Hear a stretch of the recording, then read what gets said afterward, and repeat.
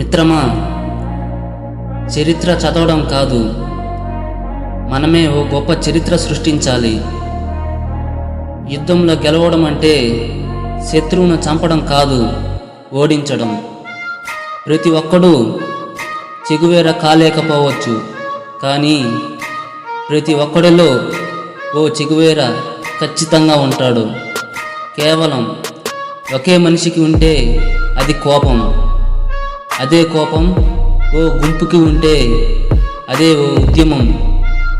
అదృష్టాన్ని కాదు మిత్రమా, నీ శ్రమని నమ్ముకోవాలి. సాధించడం వీరుడి లక్షణం, త్యాగం చేయడం గొప్పవాడి లక్షణం. సమర్థులు ఇంట్లోనే ఉండిపోతే అసమర్థులు రాజ్యాన్ని ఏలుతారు. ఉపవాసం అంటే ఆకలితో ఉండటం కాదు, దేవునికి దగ్గరగా ఉండటం. నీతో అవసరం ఉన్నప్పుడు నిన్ను ప్రశంసిస్తూ, అవసరం లేనప్పుడు విమర్శించే వారిని ఎప్పుడూ నమ్మకు. బాగుండటం అంటే బాగా ఉండటం కాదు, నలుగురితో నవ్వుతూ ఉండటం. నీతులు చెప్పేవాడు నాయకుడు కాదు, వాటిని పాటించేవాడు నిజమైన నాయకుడు.